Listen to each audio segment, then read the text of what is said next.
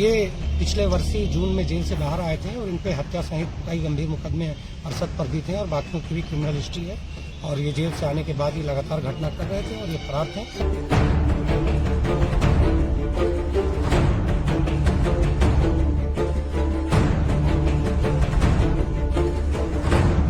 Police द्वारा भी आत्मरक्षा में गोली चलाई गई है, जिसमें 4 बदमाश मारे गए हैं।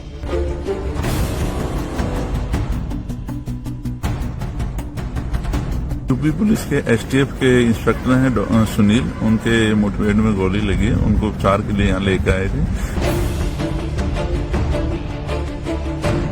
एसटीएफ की बदमाशों के साथ मुठभेड़ होती है और यूपी पुलिस का ही इंस्पेक्टर बताया जा रहा है, अनिल नाम बताया जा रहा है, जो शुरुआती जानकारी मिली है। और उसको जो है अब गुड़गांव रेफर कर दिया गया है। करनाल पुलिस की गाड़ियां, डीएसपी लेवल के अधिकारी साथ गए हैं। जानकारी ये है, आप देख सकते हैं। यूपी पुलिस और बदमाशों के बीच में मुठभेड़ हो जाती है। देर रात को पूरा मामला है, जब आपको बता दें कि यूपी की एसटीएफ को एक सूचना मिलती है कि जिंजाना थाना क्षेत्र में इनामी बदमाश, जिसके ऊपर 1 लाख रुपए का इनाम था, मुस्तफा उर्फ कग्गा गैंग, जिसके अपने साथियों के साथ जिंजाना थाना क्षेत्र से गुजरने वाला है। वहीं पर पुलिस ने नाका लगाया था, एसटीएफ ने नाका लगाया था और उनको रोकने का भी प्रयास किया गया था, लेकिन सामने से बदमाशों की ओर से फायरिंग की जाती है एसटीएफ के ऊपर और जवाबी कार्रवाई करते हुए भी एसटीएफ ने फायरिंग की। और उसमें बता दें कि आपको 4 बदमाशों को ढेर कर दिया जाता है। हालांकि उसमें जो एसटीएफ के इंचार्ज थे सुनील दत्त, उनको भी 4 गोलियां लगती हैं।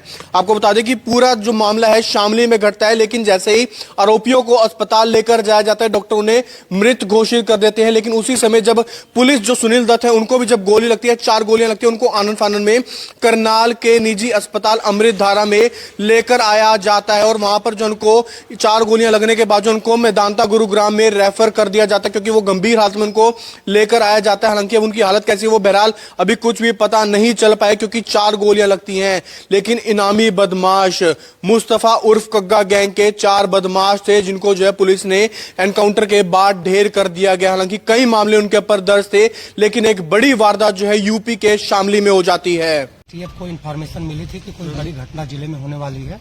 इसके क्रम में एसटीएफ की टीम लगी हुई थी। हरियाणा की तरफ से रात में कुछ क्रिमिनल आए और जब उनको रोकने का एसटीएफ ने और पुलिस ने प्रयास किया तो उन्होंने लगातार गोलियां चलाई और पुलिस द्वारा भी आत्मरक्षा में गोली चलाई गई है, जिसमें 4 बदमाश मारे गए हैं। इसमें एक अरसद है जिसपे 1 लाख रुपए का रिवार्ड है और 2 अपराधी 4 में से ऐसे हैं जिन्होंने पिछले 2 महीने पूर्व सहारनपुर में एक डकैती की और एक डॉक्टर के यहाँ लूट के प्रयास की घटना की है, जिसमें दोनों वांटेड चल रहे हैं, जिसके तहत अरसद पर पुरस्कार घोषित था और मंजीत है वो इसके साथ था। इनके पास से एक कार्बाइन बरामद हुई है 30 की।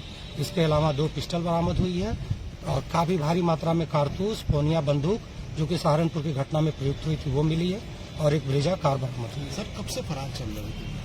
ये पिछले वर्ष ही जून में जेल से बाहर आए थे और इन पे हत्या सहित कई गंभीर मुकदमे अरसद पर भी थे और बाकियों की भी क्रिमिनल हिस्ट्री है।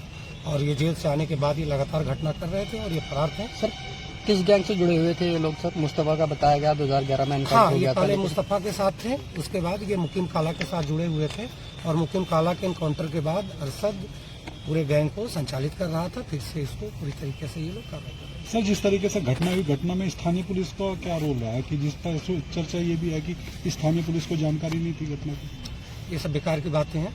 सारी पुलिस की टीमें एक साथ काम कर रही हैं और सब एक दूसरे के साथ लगी हुई हैं। सभी को जानकारी थी और जितने भी वरिष्ठ अधिकारी हैं किसी भी विंग के हों, सभी मौके पर। गोली लगी है उनका क्या है? वो जो इंस्पेक्टर हमारे हैं उनको गोली लगी है। एसटीएफ के इंस्पेक्टर सुनील हैं, बहादुरी पूर्वक वहाँ पर ये थे। इन्हें हॉस्पिटल में भर्ती कराया गया है। वर्तमान में ये मेदांता में है, वेदांता गुड़गांव में का इलाज। सर, एक अज्ञात बदमाश था सर, उसके पहचान का प्रयास अभी किया जा रहा है। फुटेज आरोपी गए, उसके पहचान का प्रयास किया जा रहा है। गाड़ी जो बरामद हुई है, क्या उस पर भी कोई मुकदमा पहले से निकाल? जैसा कि आपको बताया गया कि घटनाक्रम रात का है, सुबह तक ये सारी चीजें चलती रही हैं, इन्वेस्टिगेशन हो रहा है। सारी मूवमेंट कहाँ कर रहे थे सर? पूरा गैंग ये हरियाणा से शामली की तरफ आ रहे थे, बॉर्डर पे घटना हुई। Thank you sir.